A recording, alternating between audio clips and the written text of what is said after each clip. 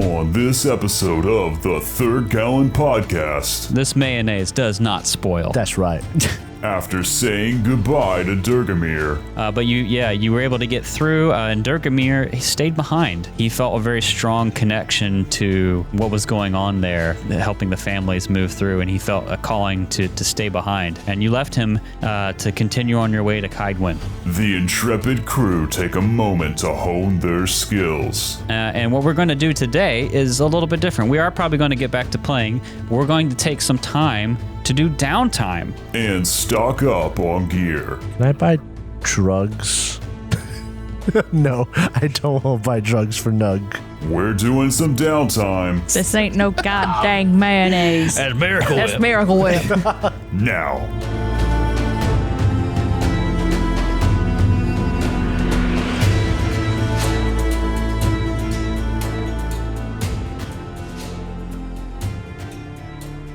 Cats like sleeping and resting on intersections.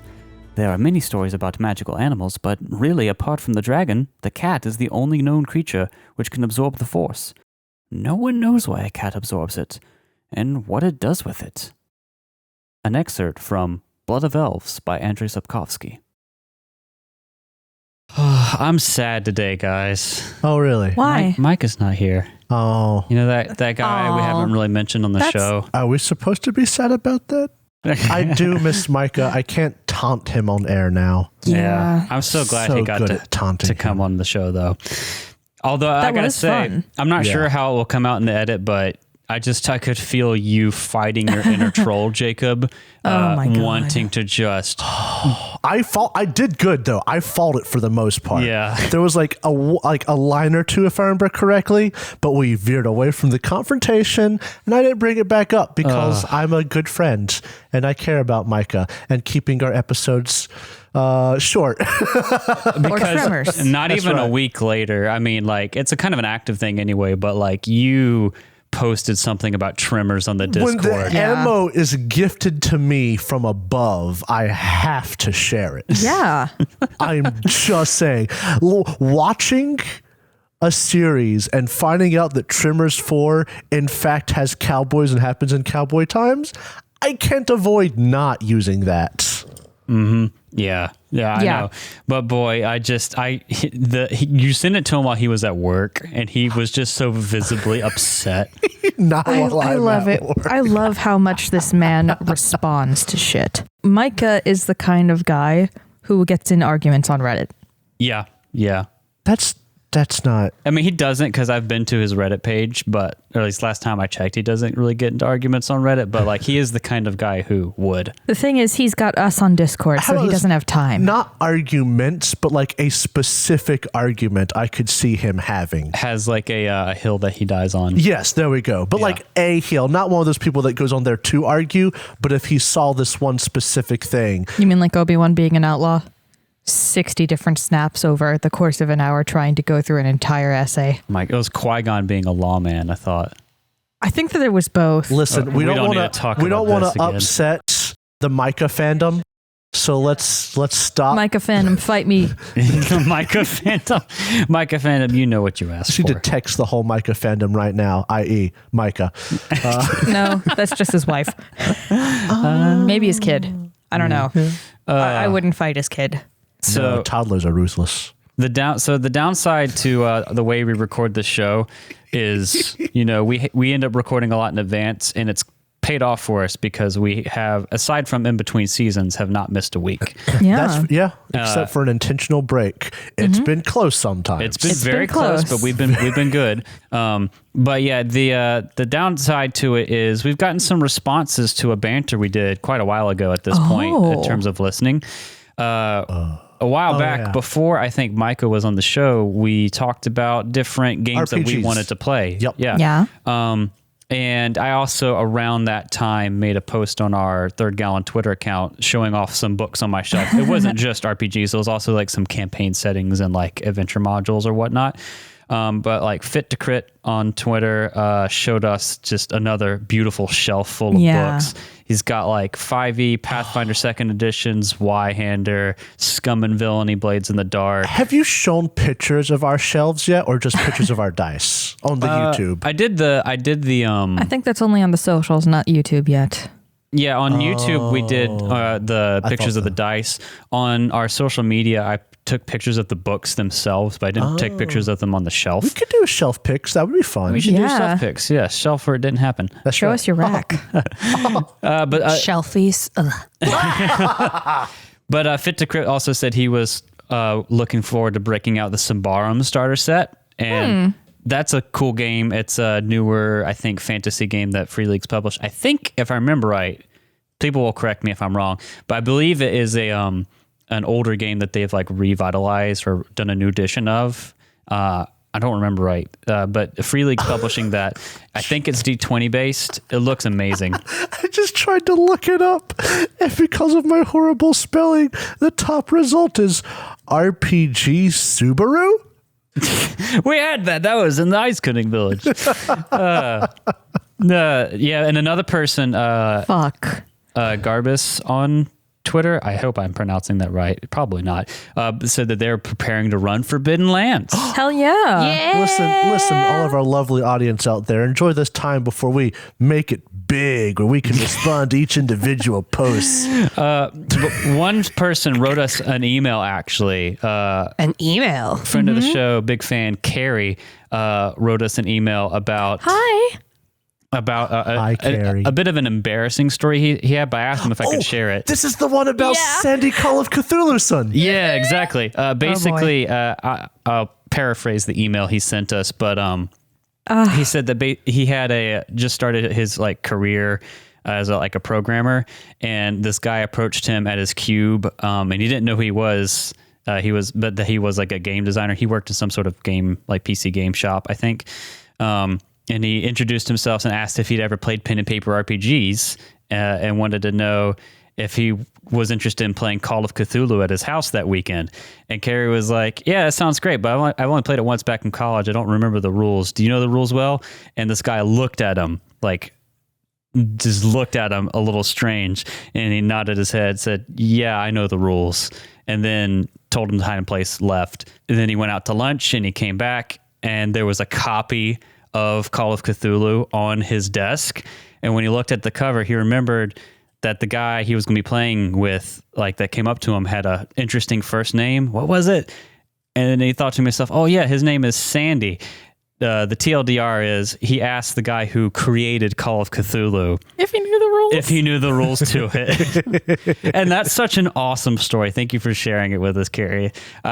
Thank you so much. I assure you that we're going to do even stupider stuff on this show. Absolutely. We already have. Come on. I'd love to meet the people who made the games that we played simply because I have rules questions. Jacob, you'd spend the whole conversation in Can you rules. imagine, because we come from Pathfinder First Edition, and Pathfinder First Edition is legendary for like endless forum threads. You can either dig through the rules or make a gut call. Yeah. Gut call, please. I love it. love, because like there's like endless forum threads of unresolved things in the game to this day. Wouldn't you love to just go to like Jason Bullman with like a list of these posts and be like, I need answers now. Closest thing we'll get to getting rules answers is James Jacobs, but apparently that's controversial in and of itself. What did he do? Why is that? Well, he just answers questions, and a lot of people treat his answers as law. But honestly, it's just a guy who helped make various parts. His answers are not, they're not in the book, so they're not law. And some people, when you say, but James Jacobs said this, they're like, I don't care what James Jacobs said. Oh, you know what's sad is like Pathfinder. Pathfinder was kind of viewed as a improvement and fix upon D&D 3.5. Yeah. D&D 3.5 is funny because it's like a mid-gen upgrade for a game. Yes. Was considered to be an improvement and fix upon D&D 3.0. Yep. So it's just like how many layers of fixes have why things still not make sense? Hey, in The Witcher, if you give a patch job to an item, you can't do it again or it breaks. Like you can only do 2 patches. So they just overpatched Oh, it. they overpatched it. That is good. I didn't see where that was going for a second there. But Yeah, that's why good. you need to let the woman finish. I let her finish. You can only patch something twice, and it gets broken otherwise. That's why the second That's edition why exists. sometimes Pathfinder is borked. That's why I'm actually interested. I'd love to try second edition someday because it is a big departure. Yeah. It's not an incremental upgrade. According to the people who praise it, it's a very good meeting point between Pathfinder and D&D. But another thing I wanted to respond to, another fan submission, is our good friend Hans Loves D&D on Twitch. Oh, that guy. Made us some fan art. No, I'm joking. I'm going to beat you to joking. death. No, I'm just I am joking. going to beat you to death. I realize Hans barely has spoken to me, if ever. I can't do that. Hans, you're great. But he made us some fan art. It confused Jacob quite a bit when we first saw it. So I'd like to share it real quickly. Put it up on the screen here. I'm just not creative, okay? It's not Hans's fault that you're stupid. Listen, there were some... No, you're dumb. You're dumb. Okay. So what you're looking at here is in the chat whenever we hang out with Hans on our streams, we have the eye, which is Ineth with the eye patch and the single eye, and also eye in the name. Hee hee. Yeah. And Which then was not intentional, by the way. the horns is Of a the goat goat. horns because Nug originally had just A goat medallion. A goat homemade medallion. goat medallion. He was called the White Goat Does lovingly. that make him the white bear now? No, he's still the white goat. Okay. Does he wear both medallions? No, he's the Well, other one. bears No. have claws. The White Claw. No, That sounds way too cool. no. Okay, this is White Cub. I was just trying to make him an alcoholic beverage. Little puppy. Hey. Yo, puppy. And then we got the wings because of Viverwin, the wyvern. Viverwin, the white wyvern. So maybe this is the new logo for alliteration. your unnamed adventuring party. I wish we could respond to this stuff on air whenever it came in, but sometimes you have to record a month in advance or you'll miss Yeah. an episode. Boy, it's come close. Yeah. There's nothing like cramming a 2-hour plus recording session on like a weekday night out of fear. That's happened Oh my before. God, yeah. Yes, it has. Don't worry, there were still good episodes There's because still baller. we don't make bad episodes on the Third Gallon podcast. But yeah, This mayonnaise does not spoil. That's right. this ain't no goddamn mayonnaise. That's Miracle That's Whip. Miracle Whip. So I don't know if we've mentioned him, but that was from our good friend Micah. We should have him on the show. Yeah, we should maybe. I don't know. He's kind of a jerk. Man's obsessed with cowboys. I feel like he'd fuck it up. Too many cowboys. So I know this banter's probably already gone on a little bit, but in the spirit of sharing, Like the horse. in the spirit of sharing things with our fans, I was going to ask you guys, we talk about our games and our adventures in other systems and like where we come from a lot, and we reference things from that don't make any sense to anyone but our group. What are some of the favorite characters you've played in our home games? Anyone ready to go off the top of your head? Yeah. Well, Drow, why don't you start us off? So this is kind of topical. First time mentioning a friend of the show, Micah. God. He mentioned his time traveling cowboy, Silas. Bullet Tooth, Tickles, McMurray, Smith. And the reason we always say Smith, like Smith, Does the voice is supposed to crack? because it is infernal. Silas yeah. was adopted by a group of tieflings. I want to interject about the way Smith is spoken. This game, we played it, I think, either in person or with micro remote like normal. Yeah. Or we were all remote. And whenever we do that, we're on Discord and it's easy to blow out your mic by like putting your mouth too close to it. And I don't know how it started, but we've just associated infernal, the language, with just like leaning into your mic or blowing it out. It started because I put Smith, just the word Smith, into the Zalgo text generator. Oh, God. And I made it look all fucked up. Silas was found by my character, a gunslinging tiefling, Lyrianne. You found a pet. She found a pet, and that is and that is apparently what a lot of the tieflings at her little settlement think of him. That is, he's the pet. Yeah, He's and the human pet. well, what's also interesting is like your characters, our family together, but they come from this tiefling settlement that like crafts guns in that world. Yeah, you're both gunslingers, but it's baked into your family history. That kind of is what spawned the idea of the one-shot we want to run for a Reign of Winter game called eventually Oops All Gun. Yeah. Which is just like an all-gunslinger thing featuring Lyrianne. Such a great character. Anyone else ready with their character? I have not disliked a single character I've ever made for any campaign. I love them all. I have to choose a favorite. I'll probably going to go with my character with the backstory that I'm most proud of, Nicholas, from Derek's original homebrew game. A very sad backstory thought out. But the great thing about it was it was a homebrew campaign, so I didn't have to like make it match a setting because I like to do that, but this one I could just do. Yeah. So Nicholas, I have loved a lot of his role play moments with Drow's character X in that game. Good old and X. with Kat's character Matilda, but also because just some of the fun, dumb role play that we had in that game. Oh man. Not even the snowball, but that was funny. Yeah. That was my first jerk move as a player, but it ended up being very funny. But Nicholas is perhaps my favorite character. Just a soldier who learned magic. He was a magus from Pathfinder 1E. Super great. You want to go into his backstory anymore at all? He honestly, it's a very typical backstory. You know, dead wife, boo-hoo, village got destroyed.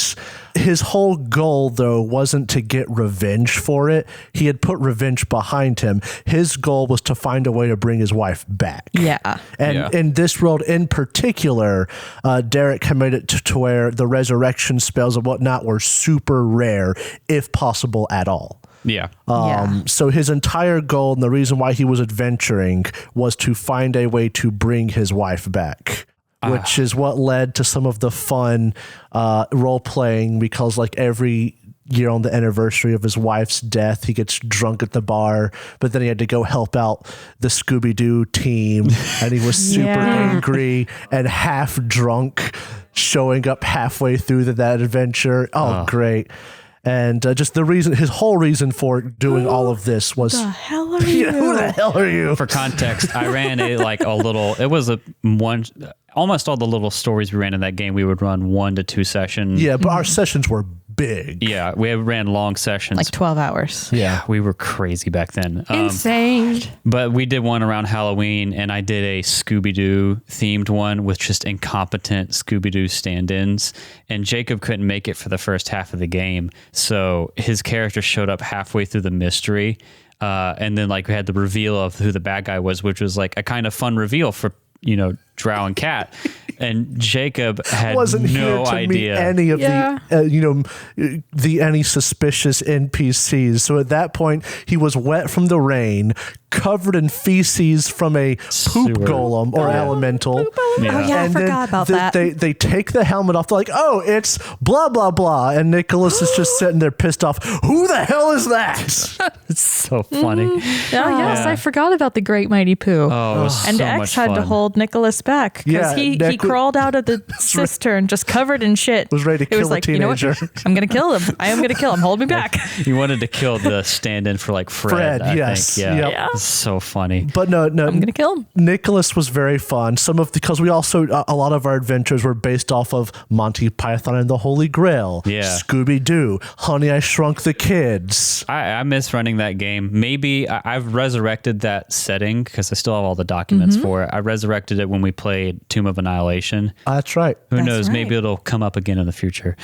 Kat. Not all this show's going. I have been sitting here struggling to figure out which character I'm going to pick. Are you going to talk about Matilda? I settled on Tilly though, and I think the reason why two of them for my game. Well, I think the reason why is like this is the character I have with the most realistic backstory for being a level 1 character when she appeared. Tilly was Matilda. Her friends called her Tilly, and she was basically a rich girl raised to be a trophy wife. who was not interested in the romance at all, who had a crazy uncle who told war stories, and she was fascinated. She was also kind of big, a big chunky girl, and she ended up running away to join the military, and survived her first battle by sheer luck. And that was like the kind of the basis of her character, an awkward character who wanted to make friends, but was avoiding like relationships and trying to figure out who she was going to be outside of the military. And I think one of her shining moments was when we had our characters go undercover into a military operation. And when they get discovered, she literally just says, "I miss being in the military." That was one of my favorite sessions. And she was one of my first characters to be really effective. Like there was a straight up battle with her and a creature, and she had like a pathetic axe and a wooden shield, and she crushed, and it just felt so good after playing a character who was cursed to roll poorly. Yeah. What, Jacob? What? Owen is perfectly effective, even if he's a rogue. He was janked from the beginning. Was fantastic. Owen was loved.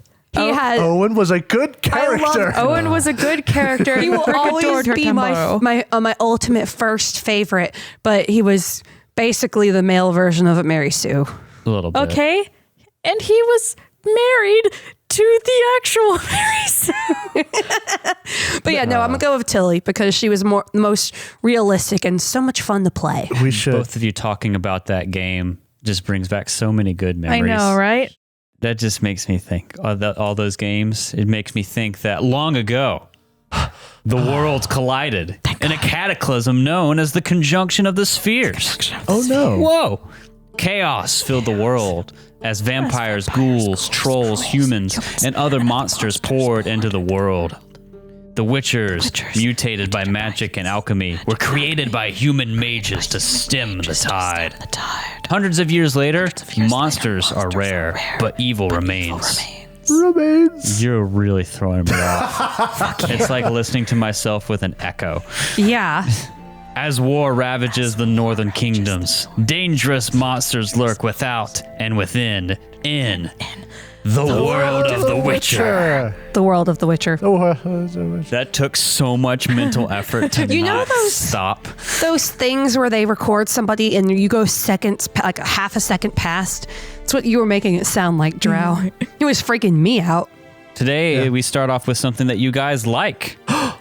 We start off with improvement points. Yeah! It's an odd episode, so it's time to dish out the improvement points. All right, so who played, let's see, last session? We got Nug, Ineth, Viverwin, and Dyrgimir. We should take Dyrgimir's points and split them across three of us. Them amongst the players. You know, that sounds like a good idea, but I'm not going to do it. But we should.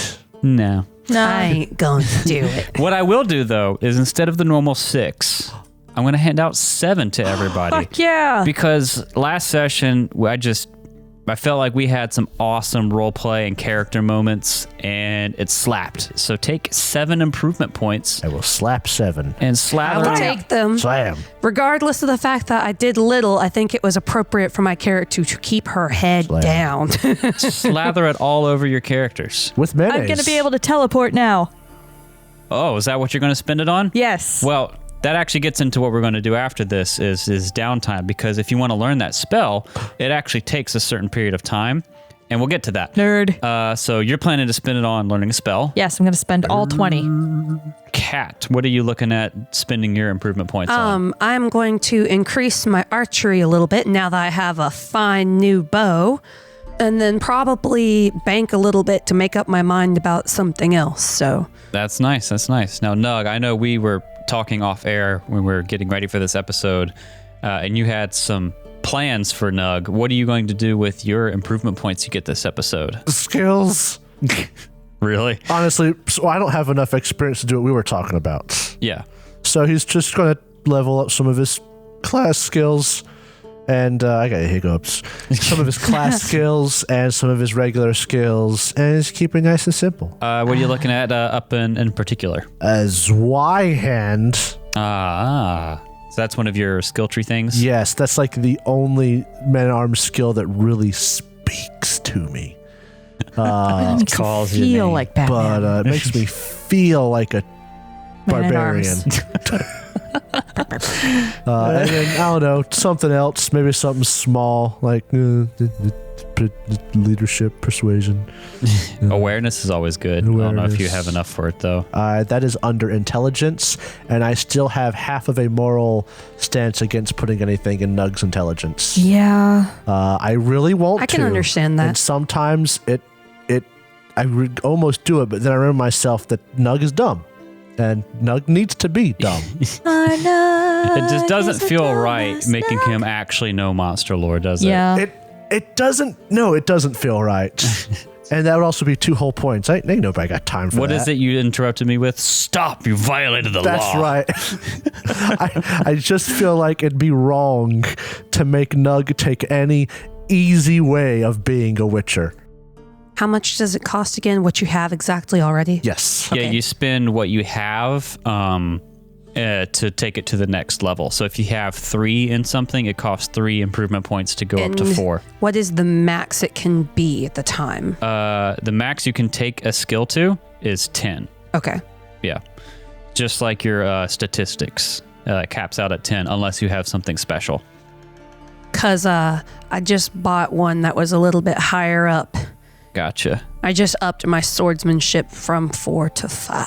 Ooh. Would it add any it's points spicy. to your silver? Silver coating? No, because I needed 3, and I want to make my character just a teeny bit more effective in battle. Yeah. Since crafting is friggin' expensive. Yeah. Boy, is it ever. But hey, I do like the augmenting and such. One day we'll have the money and we're gonna silver coat Nug's sword. One of Hey, these I already days. have 3 points in it. I spent literally all my points last time on silver coat. Nug is basically just like a DIY Witcher kit. That's what that is my goal. I will do everything in my power to make him Witcher, except for giving him anything like Witcher levels if we decide to go that route. Yeah. Screw you guys. I'm a Witcher at home. That's Yeah, no, right. Jacob, I am sitting here on 3 points trying to decide if I'm going to spend them to bring silver coating to 4 or if I'm going to spend them to get my archery from 2 to 3. So I'm Probably sitting on it. archery because that's like I something may new for be you. biased because I'm very biased, You're biased. but I would say put it in silver crafting. You have to Speaking of understand. Nug, In my history of fantasy love, there are 2 weapons that I have a fantasy love affair with, and those are You fuck quarterstaffs and bows. No, don't even start. And I freaking love the archer no, I hear you. idea. So Every time I play Skyrim, I'm sorry. Stealth Archer. I'm sorry, Taste of damn it. Kali. Yeah, but right. archery is awesome. Well, I mean, Yeah. archery Awesome. was central to what Khalid did. This is more of a Just as more of adding a new skill to my Yeah. repertoire. yeah. This is not what you're going to be the best at, but it is going to be something that you should have access to. I probably am not going to take it past where it is right now, but access, Yeah. Yeah, I like in this game, we were talking about this also earlier today, about how you're not locked in as much with your profession, because you can very easily make like a mage who is very capable with swords and whatever else, in addition to whatever you were wanting to do magic-wise. What was the story you shared from the forum about an elf mage? Oh, yeah, I read it earlier today because I was looking at how some people have homebrewed multi-classing. Right. And they basically said there's no official rules, but like what one of their characters did is they really wanted to play an elf mage. But like playing an elf mage in Redania is a death sentence. Right. So they gave Yeah. their elf, because when you make your character, you get a set of points for non-profession skills. They gave him skills in, I think it was persuasion and archery, and his character acted like an archer. So the whole party thought that this guy was a man-at-arms until he cast his first spell. Right. Oh, that's kind of awesome. That's Yeah. so cool. And while this game isn't, as good as Forbidden Lands in that regard, it's still pretty good. Yeah. Yeah. That's pretty sick. Yeah. Yeah. So, to recap where we were last week, you had joined up with the 5 Under 4 company. Love it. And to go to Kaidwen, you had heard rumors of magical happenings in a place called the Alderwood in Kaidwen.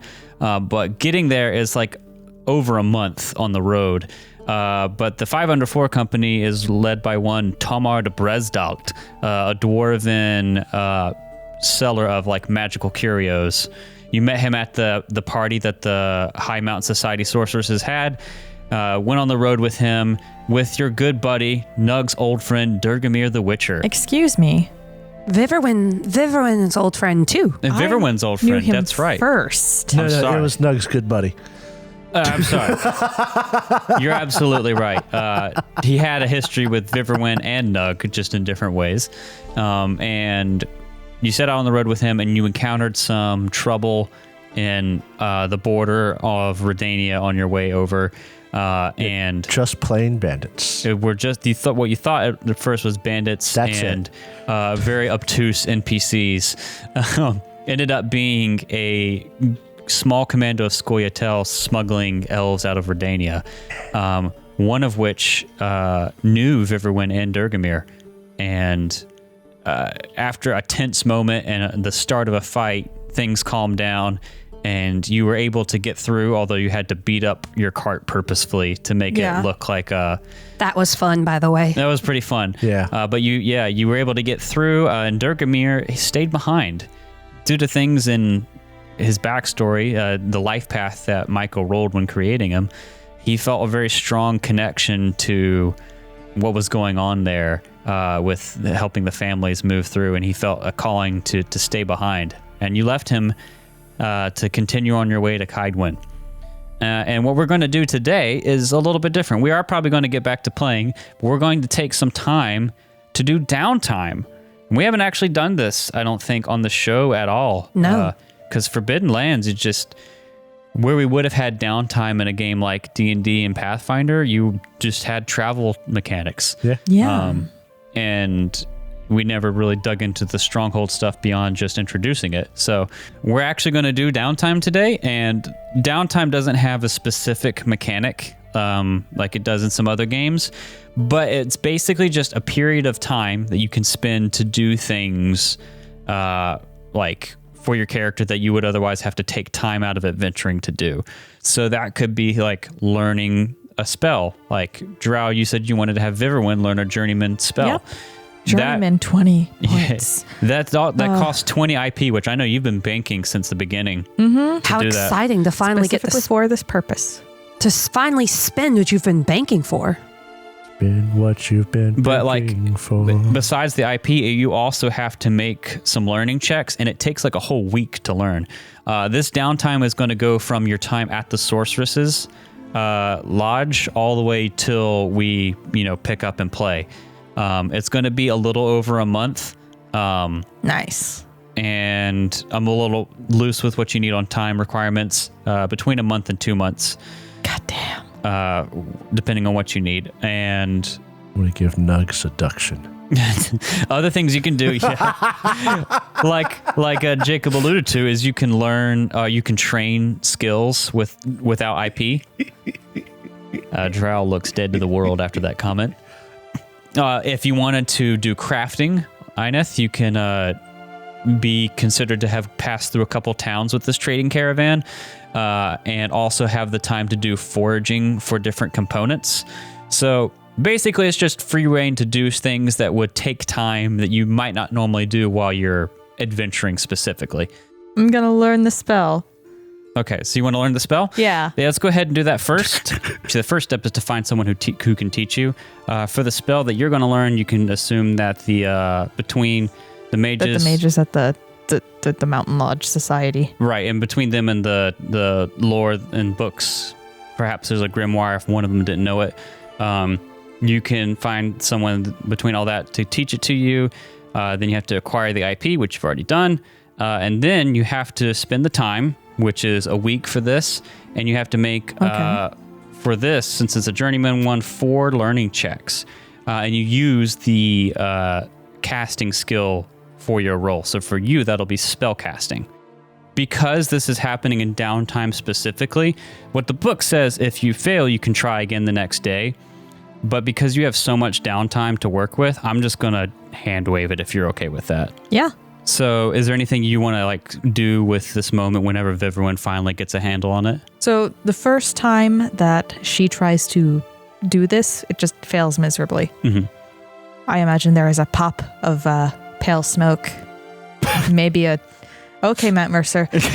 Maybe a few muttered curses. The next few days, there's markedly less smoke, but still some. Mm-hmm. And then on the final day, there is a terrible magical mishap as the spell finally goes through, but we realize that Viverwin cannot cast this without shut up. Without overexerting herself. All right, yeah, so it's because the spell's vigor cost is above what you have even with your focus. Yeah. Now that's thinking with portals. So do you have the magical mishap table up? Actually, I have it right here. Should I roll on it? No, I'll roll on it. All right, roll me a d10. 1. Magic sparks and crackles, and you take 1 point of damage for every point by which you fumbled. So actually, I don't know if you automatically roll on the fumble table or not. But obviously, damage during downtime doesn't really matter as long as your limb's not getting hacked off. But like, it hurts. Whenever you cast over your vigor, you're automatically going to take, I think it's 5 points of damage for each point you spend over. Yes. So it's very exerting and painful for you, at least right now. Like, this is at the cusp of what you're able to cast. Yeah. But, do you want to describe to us the spell and like walk us through the mechanics of it? As I said, this is teleportation. This is Viverwin's first journeyman spell. Nice. It has a stamina cost of 10, whereas I think the largest one she had before that was 5. So this is doubling what she's used to doing. Awesome. She can teleport, in theory, anywhere in the world that she has been, and she cannot take people with her. But she can take whatever she can carry herself. The worst thing that can happen is she will end up within 6 miles of that area. There's a DC 15 spell casting thingamabob, and if you fail the roll, you can end up in a random location 1d6 miles away from where you intended. And that is if it is a known location that you have been to before. You can do a place that you've never been to before, so long as you have an item from that area. It is a DC 20 spell casting check, and if you fuck it up, you can end up 20 miles away. Yikes. Yeah, that's what I was going to ask is like, that's pretty cool. You can go to other places you haven't been. It's just riskier and harder to do. It's awesome. Mm-hmm. You know, it's not a lot of cool different things, I guess, to do for downtime, but that is one huge, awesome advantage to have. I don't know. So this is going to make selling a lot easier, I imagine. For sure. And also, like, if you can go to these like bigger cities with better markets, or like even if it's not a big city, somewhere where something only is a very specific area, then that makes that item, like if you're trying to buy gear or crafting materials, a lot easier to come by. Not to mention, now I'm going to be able to go back to the Mountaintop Society to learn more spells. Oh, hey, that's that is nice. Clever. Yeah. That is one reason that I took this specifically. So you, as we're doing downtime, do you think Viverwin is going to try and like be a member of their society and engage with them? Okay. Get paid. How exciting. I don't Get paid in knowledge. Yeah. That too. You can rent books from the library for Nug. Can Nug read? Nug can read. I know he can read. That's a dumb joke. He just has a unique way of obtaining knowledge. Look at this book. BFG. I think that Nug would like it. It's a giant book. About giants. Sir, a rare example of giant, friendly. Big. Ineth pouts after that one. She's like the friendliest person. Dear diary, the human giant is pouting today. The giant, human. Nug, what are you looking to do over downtime? Nug wants to. The thing of it is he wants to spend his downtime training, But the question is what he could be trained in efficiently. Because, like, these two don't have better melee skills than Nug. Do you want to get seduction? No. I could train you in dodge escape. Well, like, how high is your dodge escape? 4. No. Because that's what Nug's is. But... What about human perception? I was about to say there are like 2 or 3 skills that Nug would take training in. One of them being awareness, simply because while it is an intelligence skill, I don't find it a smart person kind of thing, like studying. It's like you noticing stuff. Right. Yeah. So I'd take awareness, human perception, and another mystery skill. Is it monster lore? No. Spellcasting. I think it should be against his character arc to give him any monster lore. Nug refuses monster lore because he already knows he knows right. everything. He's right. Exactly. Yeah. He has got his little book. That's all he needs. Absorbed knowledge from so many bestiaries that he knows what he's thinking about. It's just Reader's Digest. It's bestiaries. It's tabloids. You look at the bestiary and it's just giants for dummies. But yeah, he would take training in awareness and human perception, maybe even persuasion, but he's got a 2 in persuasion. And that's what I have as well. Okay, so like I have a 4 in human perception if you'd want to work with me. Wait, if everyone has better human perception than Inef, a human. Well, it's, yeah. I mean, as a mage, like the interpersonal skills are a big part of that as well. Yeah. The math here doesn't make sense, Derek, but I think it might just be a typo in the book. It says you can only teach someone as far as your skill and the teaching skill averaged is. So like if someone has a 10 in swordsmanship but a 2 in teaching, they could teach you up to 6th level in swordsmanship, which makes sense. 12 divided by 2. Their next example is someone who has an 8 in swordsmanship but a 10 in teaching, could only teach you up to level 8. Walk me through it again. If they've got a 10 in swordsmanship, 2 in teaching, they can get you up to 6. Okay. If they have an 8 in swordsmanship, but a 10 in teaching, they can get you up to 8. So is it your actual skill itself that is the limit, and teaching just helps you get further up with that? Like your swordsmanship would be the hard cap in training someone in swordsmanship. Your teaching just helps you get, What page is this on? This is 59. You add up their skill in whatever they're teaching. So 10 in swordsmanship is the example, and then their teaching skill, which in the example is 2. And you average it. And you half it. Yeah. Or, so that will be a total of 6. They could bring you up to 6. However, that number cannot go above their skill. Their skill in that skill. So the other example is a 10 in teaching and an 8 in swordsmanship. Average would be 9, which is higher than their skill of 8 in swordsmanship. Yeah. So it caps out at 8. That's what it seemed like. That's what I was thinking. Yeah. In that case, Nug is going to spend his months learning. Okay. I would say, take up to a 2 in human perception. Okay. And to do that, he'll just practice shifty eye glaring at people. Yeah, so basically what's going to happen is you guys stop in a lot of towns because you are with a trading group. Yeah. There we go. Yeah. Tomard wants to go to Kaidwin to see family. That's what we pitched in the beginning. And you got hired on as like extra help. So you stop in towns plenty, and there's totally tons of opportunities to talk to people.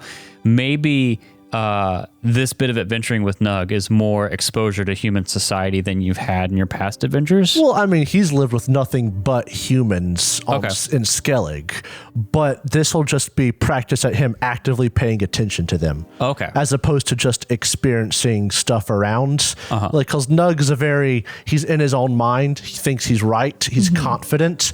So it's not like and he also is very gullible, but he is learning on this adventure that sometimes people lie, and he needs to know how to see through those lies. Is there a moment you maybe could think of that like gets Nug to start being more clued into this? Like, Henrik. Okay. Because he lied at first. He was like, I don't know what caused that fire.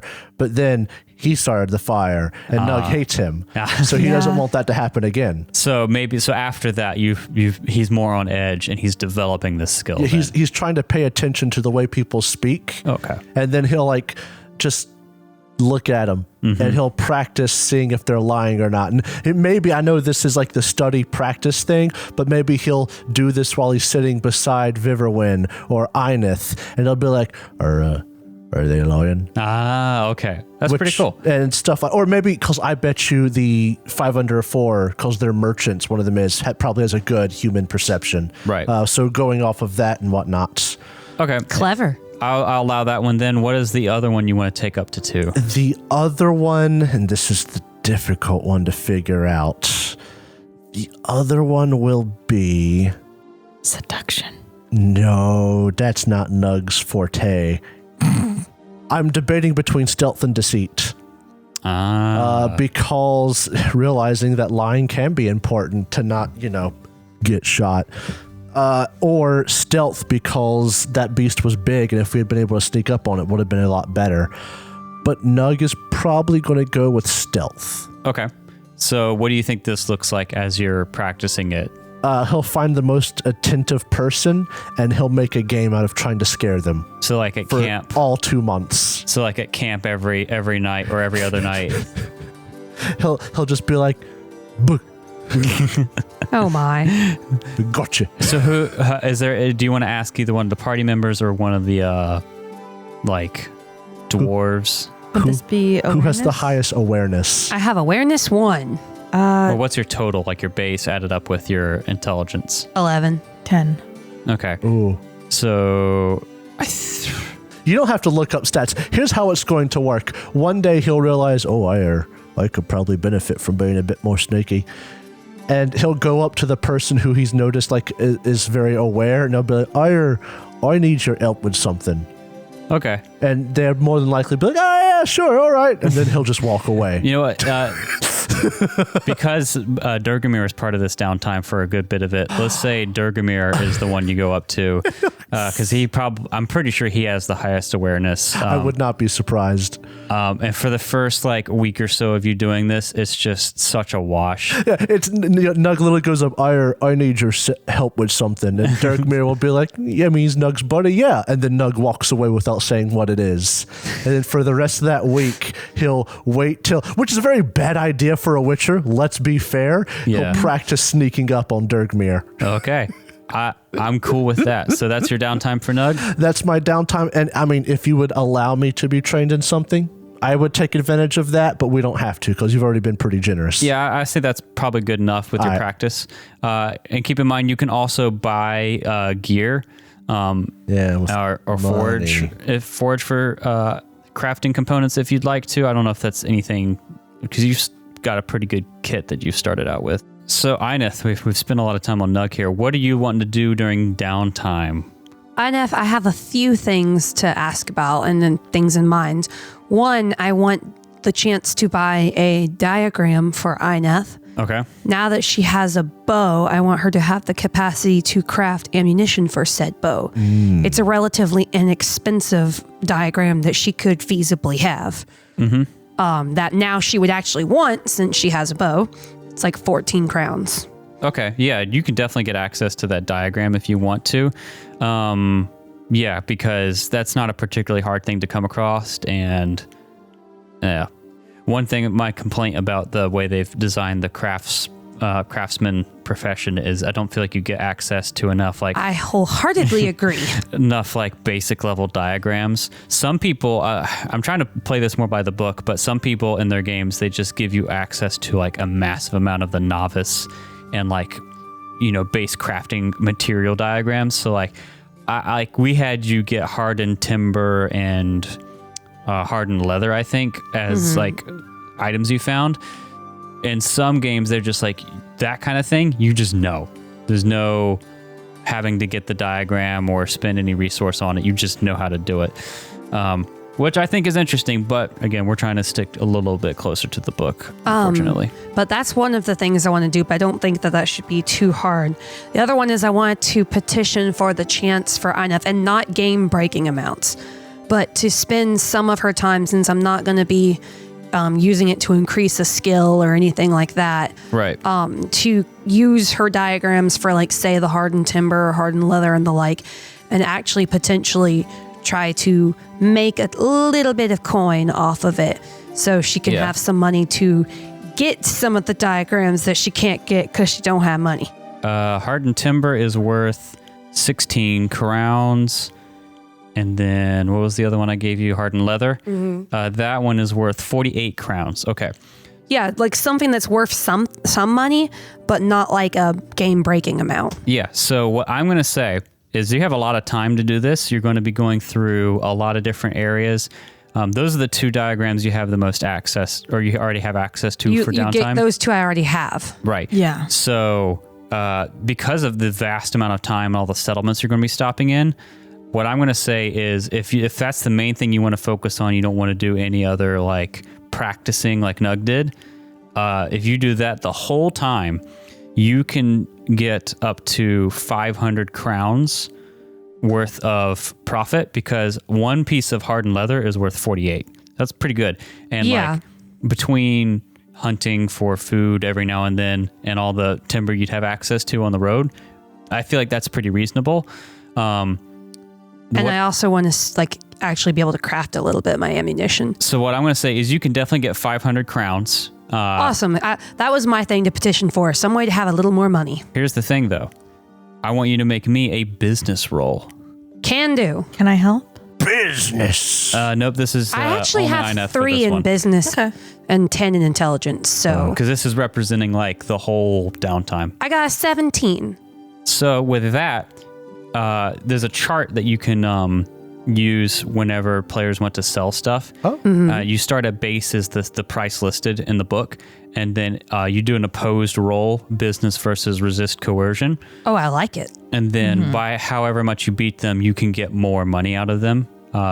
So with that, you're going to get 25% more. Woo! So let's see. 625. Yeah, 625.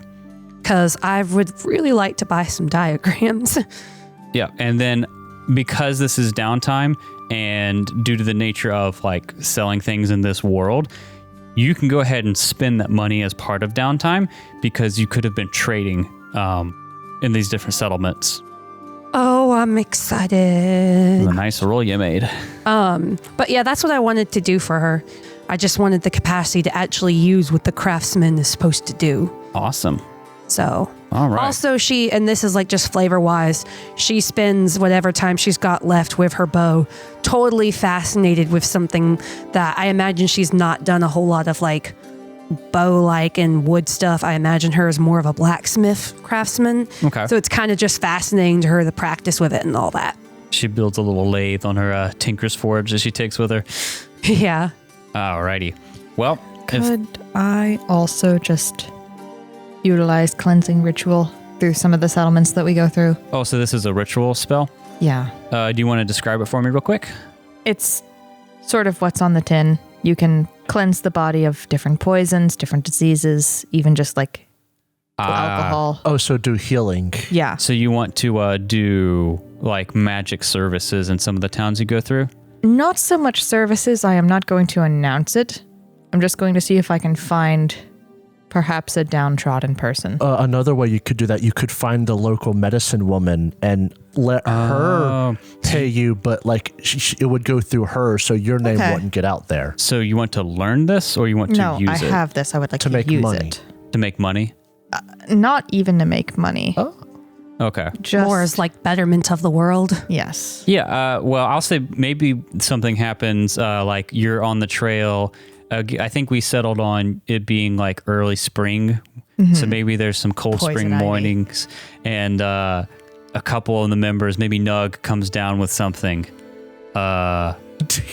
He's been out too late trying to sneak up on He Dyrgimir. falls in a puddle of water and he catches this cold, and you're able to use it on him. They camp beside a lake, and one night he gets into the lake and waits until midnight trying to sneak up on Dyrgimir from the water side. Just like floating above the water of his mouth, breathing. In this episode, Nug gets the flu. Dysentery. maybe the whole party.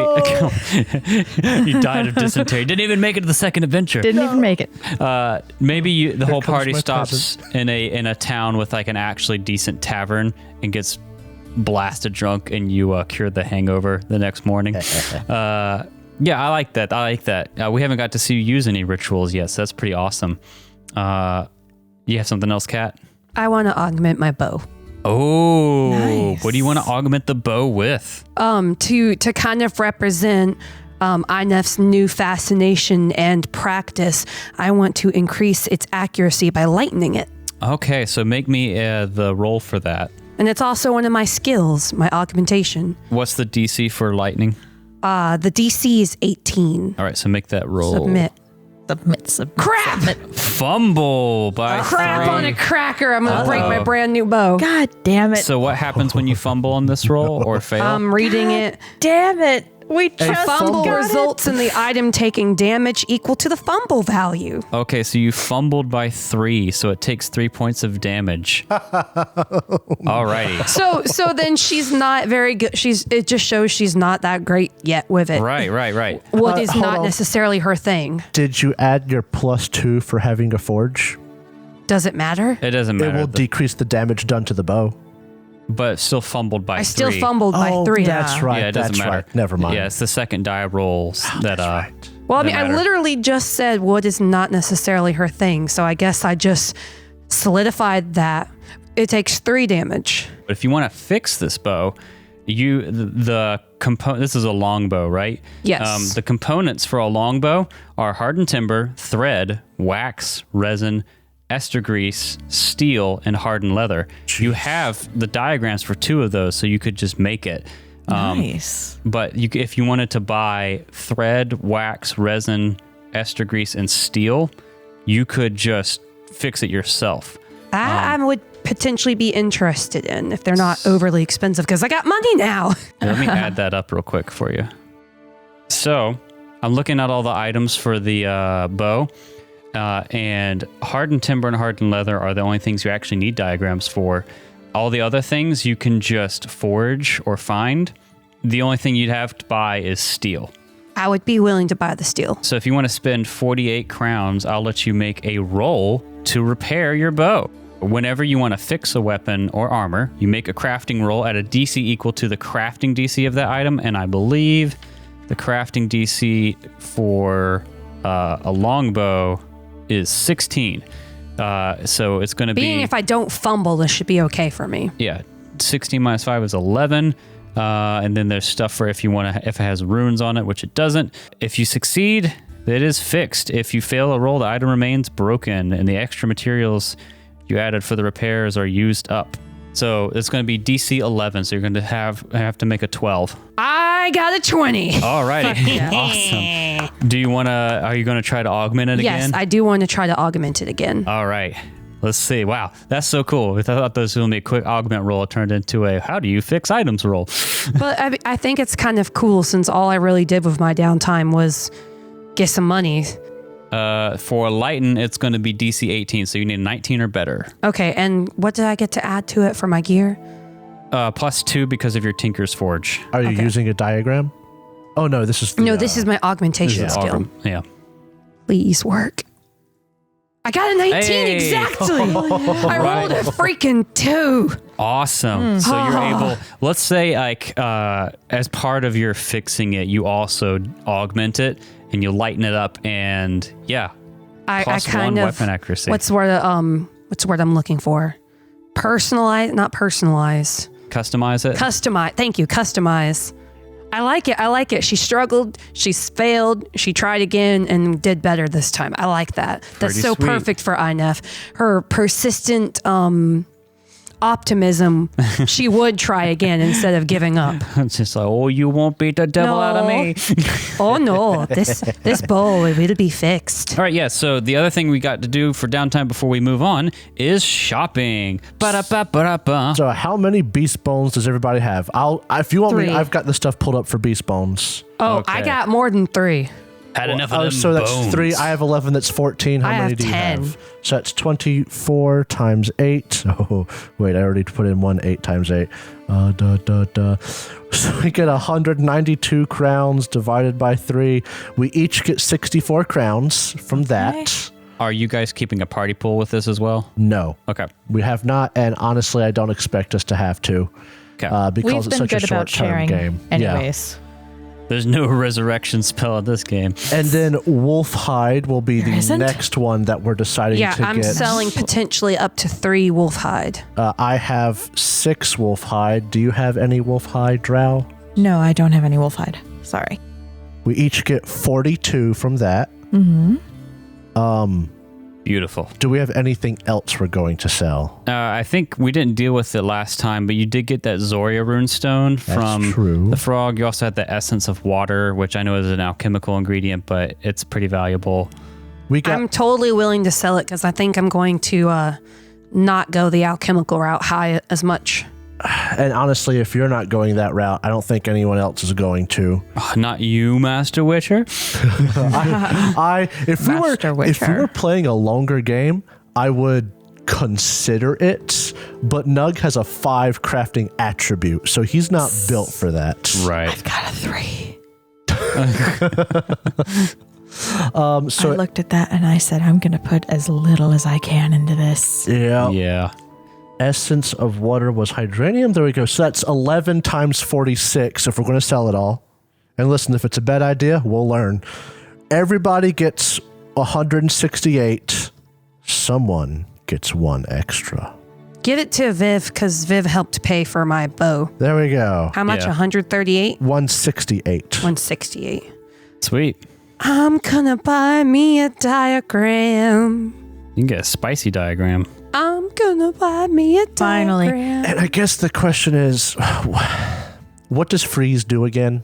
So freeze is an effect in the game. The freeze effect is you are not literally frozen in a block of ice, but your whole body is stiff and an icy glaze has formed on your clothes. Until you break the ice, you have a -3 to your speed and a -1 to reflex. You can break free with a DC 16 physique check, which takes an action. So basically, whatever the freeze percentage you have, if they get frozen, you reduce their speed. And their reflex, which is important for swordsmanship and the like. Right. It's only by -1, but that is important to note. And if they want to get out of it, like for whatever reason, it's going to take them an action. I mean, if you guys don't mind, Nug will put it on his sword. Go ahead. Go Yeah, right ahead. Do It's it. got 1 rune slot. I don't know how many different runes are there. We could get more at some point. There's a number of them, yeah. The only thing is, if you sell the runestone, it's pretty valuable. Yeah. You know what? I've already got bleeding, and I'm going to be doing something else to my weapon. We'll sell it. Okay, All cool. right. So why don't you, Nug, make me a business roll? Uh-oh. Because what's going to happen is Tom is be like, oh, that's a nice rune store there. I buy it. It's a perfect fit for what I sell with my wares, the little magic trinkets and whatnot. And you can haggle with him. I'm quite the businessman myself. Good. 12. Oh, He beats you, so you're just going to get market value for it. I'll take it. Everybody gets 183 crowns. Wow, that's a lot. I mean, it is, yeah. I got 596 now. I might be rolling in the dough now. I got 581. Nice. Oh, I could buy a new weapon though. Or you could buy the diagram and make it. Forge it yourself. I know, just the feeling of it. Oh, doing some research. Makes you feel like a blacksmith. Yeah.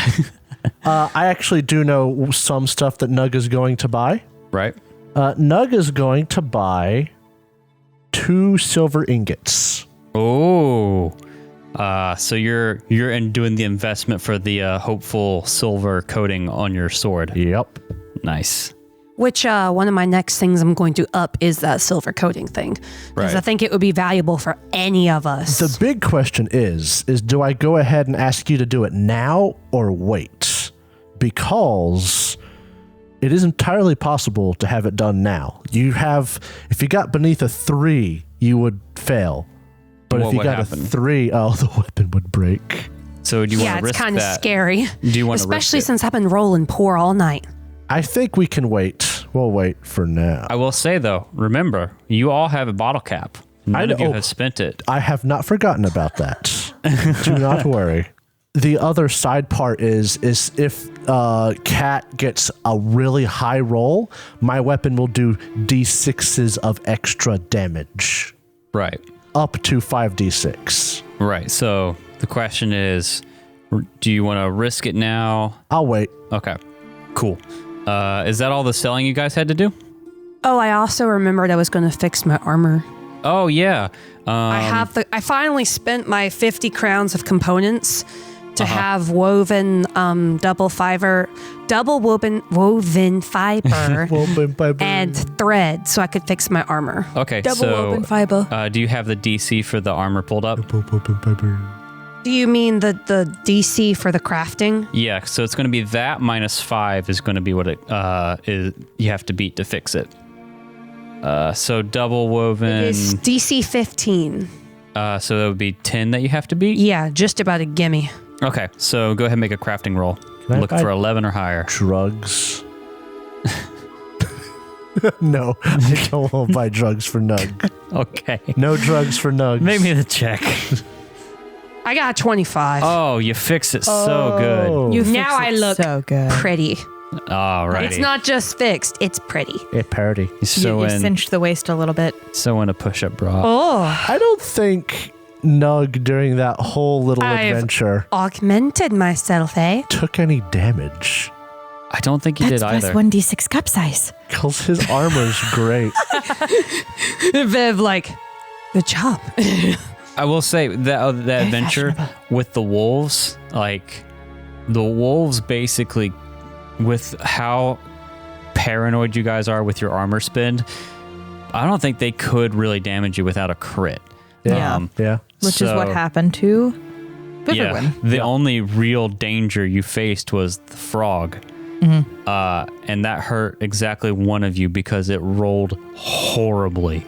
So you're saying that we really missed our chance to farm more beast bones with little to no threat. Yeah. Dang it. So yeah, if you ever need some more money or some IP, you just go back up to Kovir and Povis and farm the wolf spawns at level 1. Do you mind? Me up in a tree, fireballing. The tree means nothing. I just need to go in a higher tree. Garbage tree. Magical wolves. Tree.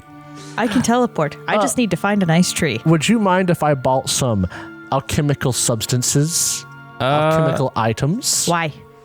Because I don't have signs. I need the equivalent. Sure. I mean, you're going to be traveling through a bunch of different places, so as long as it's not something like rare, Awesome. you should be able to get it. You can have the ones that I've kept because I'm not going to go with alchemy very much. No. This is potions or stuff to throw, like grenades. Oh, okay, never mind. It's like alchemical weapons. Yes. What are you looking at buying? None of your business. It is my business. He's the GM. It's a little bit of Tell the audience, Jacob. A little bit of Zircanian fire. Oh, what does that do? Fire. How many? D6s. Hold on.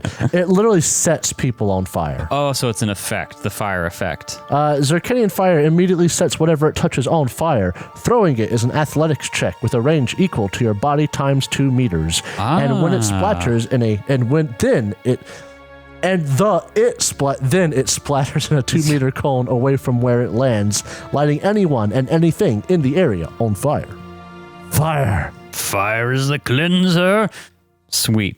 Alrighty, so that's Nug now knows eared. Is it eared? Igni. Igni. Dang it, I tried. I mean, even Jacob doesn't know it. So I don't know names for stuff. I know fire sign. So cool. Is that the buying and selling you want to do Oh, so you're like a Leo? for now? I know you're looking furiously through the book there, Kat. I'm sitting here trying to decide what diagram I might buy. It's a lot of flipping back and forth because I've been thinking about doing a weapon one and just getting a better weapon that I just, for the sake of whatever, crafting myself. If you wanted to get a cord, the diagram for it, what Nug has, That is 1,012 Yeah, crowns. that's beyond what I'm looking at. The pure advantage to men-at-arms is the stuff they start with. Your mages get spells and your craftsmen's get your craft skills. Men-at-arms, they get smacked. I will say, for all the stuff that I couldn't afford, the augment skill and such, they're pretty clutch. Yeah, they're pretty great. And the patch job we've not needed, but if Jacob hadn't gotten a shield and the like, I could have already needed to patch weapons. Oh, yeah. I mean, yeah, as playing a craftsperson, you are going to be a little bit more support, but, I'm okay with playing a support class. But what you bring is kind of clutch. So you have an iron longsword. Are you looking to build another melee weapon? A better melee weapon. Look at the Kriegswert, or whatever that is.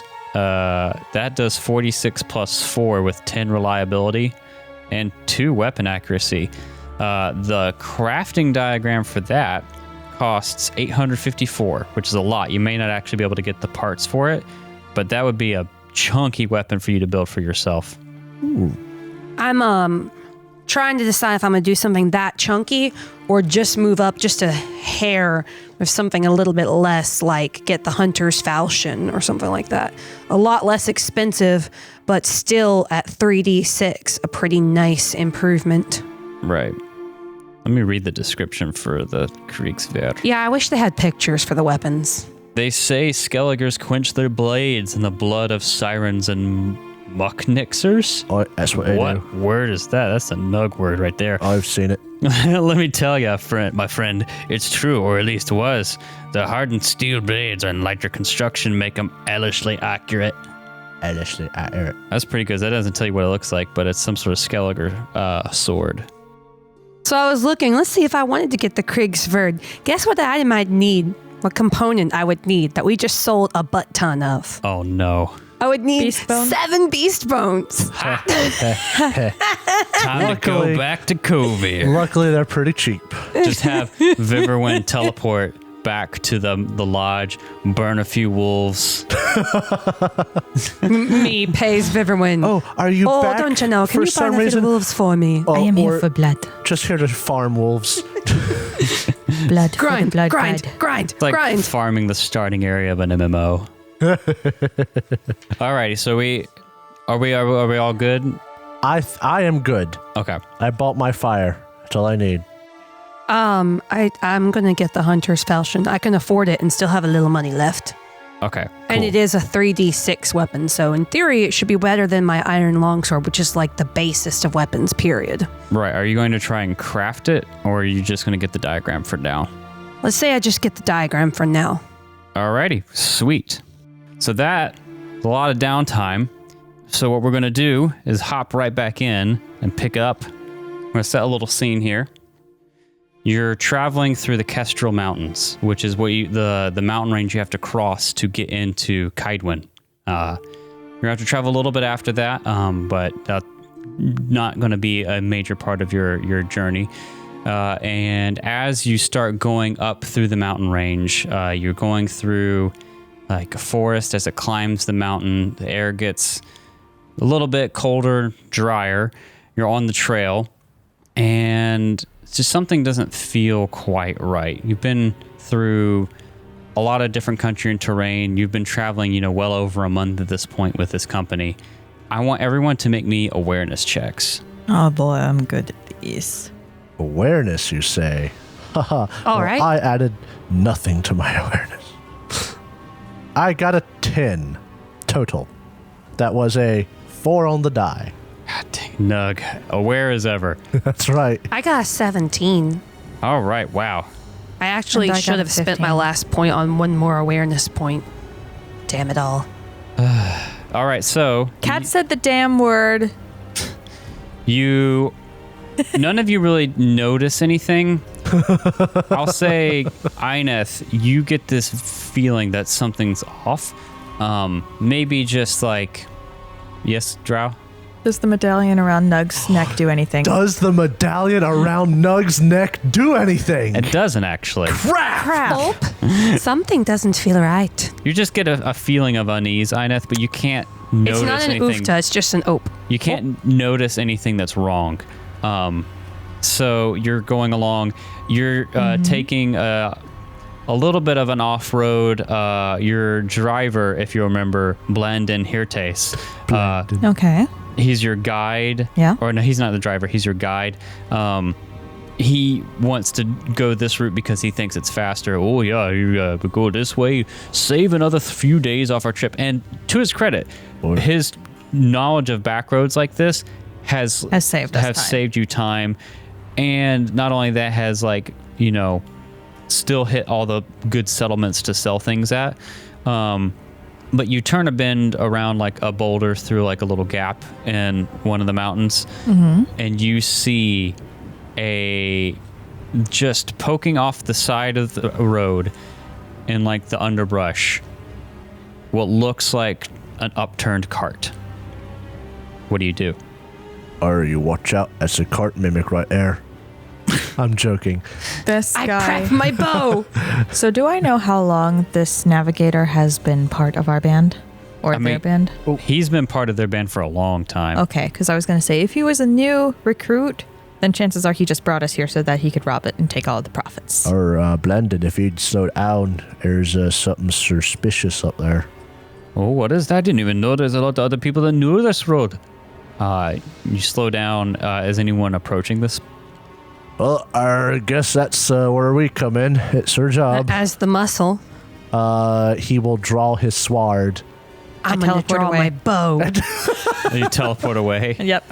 No, I'm kidding. Oh, no. All right, so you start moving up. And approach it cautiously. And you don't see anyone, but then as you come up, you notice there's like a couple dark spots in the road on the dirt, and you get closer and closer, and then something smells off, and you see a just ton of motor oil. And America's gonna invade. Run!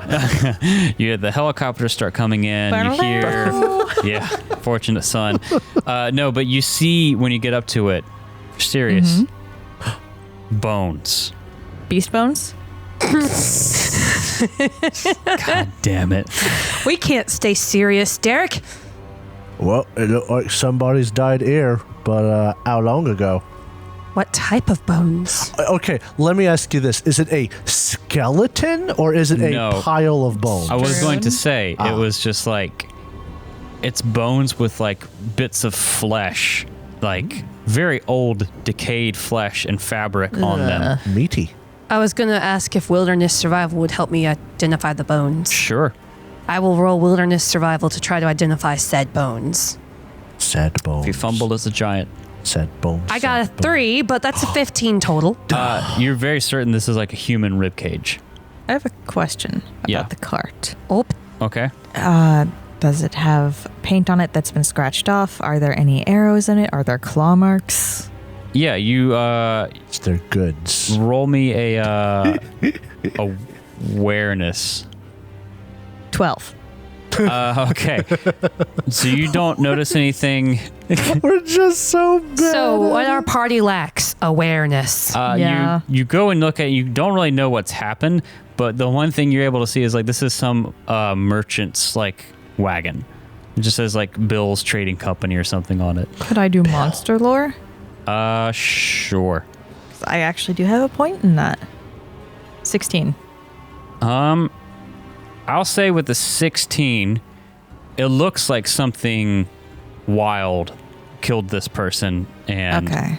Tore it apart. and devoured them. What it was, no idea. Happened a while ago. Why it did it, no idea. Blendon, Oh yeah. how long has it been since you've been on this here road? Well, I've been I cannot remember these guys' voices. You know what? It doesn't matter. I know Tomard and I know Dull the cook, and that's it. I got 2 voices. That's and it. That's it. That's all you need. That's all you need. Blandon's just like, well, it's been a while. I mean, we go back and forth, so it's probably been half a year or more since we've come through this way. And that would match up the timeline of these bones from what I was aware of. I'll say they've been. It could be anywhere from a month to half a year. So that they're they've not been here. ancient bones. No. Well, it makes sense that, like, it would be truthful that these could be, he wouldn't have seen these the last time he went through. Absolutely. That's all I was really asking. Yeah, definitely. What Okay. about footprints around the area? Nug, have you rolled awareness on the scene? Well, I mean, not on the scene. Go ahead and roll believe. it as you look on the scene. It's gonna work out real great. Huh! I criticaled. Nice. That's a And then roll a 5. total of 21. Nug, you see what looks to be Goodness. like... You see footprints. You see Are they big? big Are they footprints. giant? Not very distinct because of the age, but something with big, like, claws. Big, meaty. I'll say, as you're claws. looking for footprints, you also see feathers. That's about where I was going to go. Look over Can here. I collect said feathers? Look at here. Here's a claws and big feet. What we've got here is a legendary dire chicken. You're right. Some It's definitely not a Oh, griffin. you're smart one, eh? in me personal self, we call it a chocobo. We can't use that. Got to cut that. You've always wanted one. We got to catch this here dire chicken so I can ride it. I'm sorry, it might be dangerous and we might die, but that's a sacrifice we've got to be willing to make. Anything for the chocobo. That's right, anything for a chocobo. Anything else you're going to look for while you're here at this Oh cart? no, but he will point out the. I mean, no, he does call it a dire chicken, so he's pointed out the footprints and the claws and the feathers to the others. Has the cart been looted for any leftover items? It's probably a griffin. Are we going to find a griffin? As you look through the said. I know. as you look through the Goddamn. cart, you can tell that it has not, in fact, been looted. Yeah. Blandon is right that this is not a widely used road. Either that or something has prevented other people from looting it. Or it sure is a Can I shame loot said cart? that this here fella Sure. has died. But let's take a look in that cart. He's already dead. We can't change it. I'm gonna get the stuff. Tomard is like, oh no, Bill from Bill's Trading Company's dead. Shame. Inef quietly pockets Load. Bill's items. Shame, load shotgun. Yeah, that's what I was thinking of. Alrighty. So you find some things here. It looks like he had sold most of his goods. Oh, boo. So most of what you find is a handful of things he was looking to trade, and then a pretty decent purse.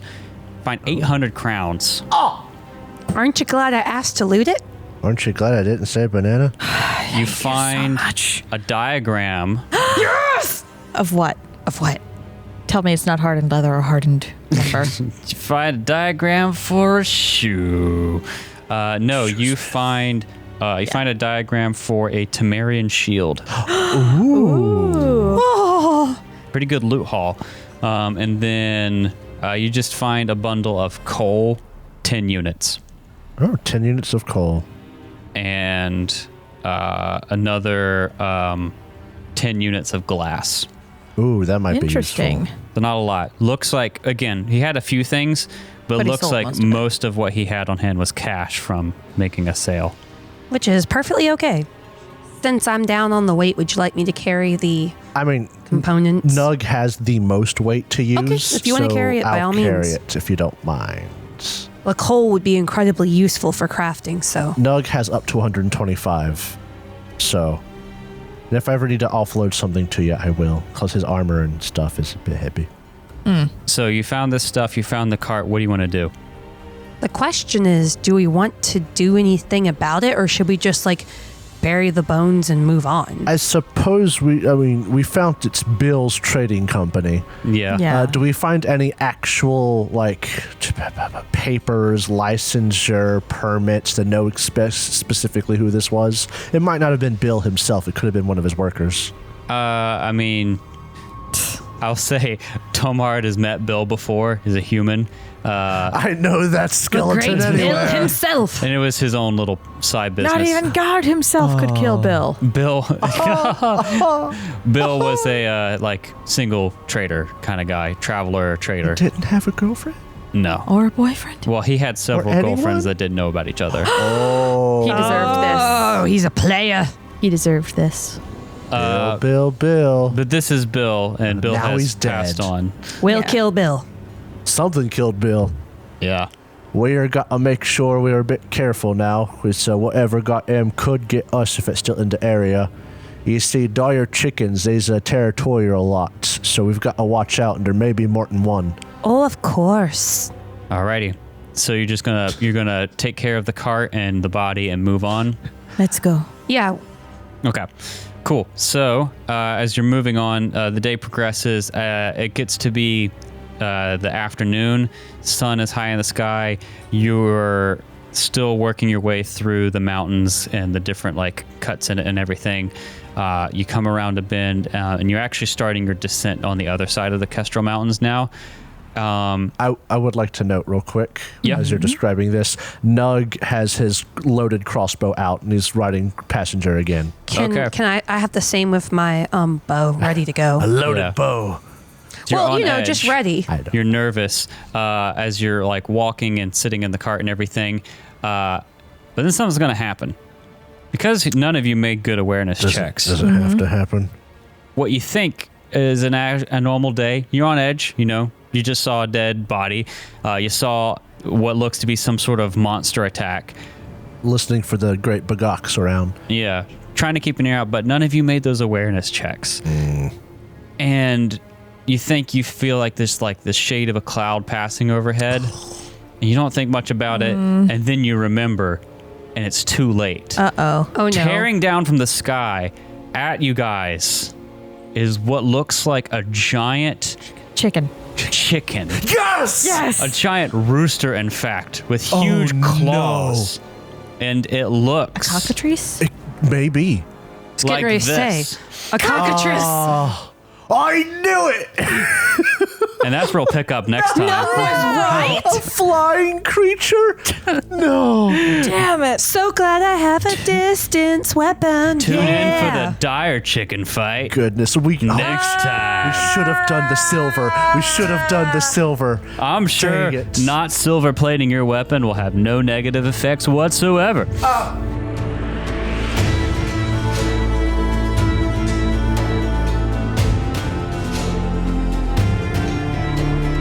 Thank you so much for listening to this episode of the Third Gallon Podcast. If you enjoyed it, please consider subscribing, rating, and reviewing us. If you want to see more from us, check out our website, thirdgallon.com, or follow us on Twitter. We are at Third Gallon, that's THIRD Gallon.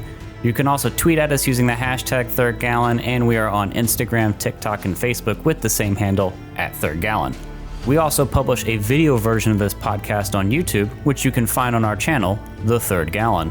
Our ambience for this episode was composed by Michael Ghelfi, and you can find more of his work at youtube.com/Michael Ghelfi Music, and you can support his awesome work at patreon.com/Michael Ghelfi.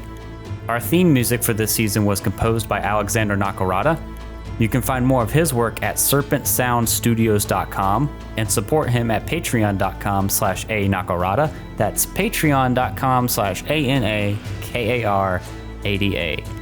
Thanks again for listening, and we'll see you next time.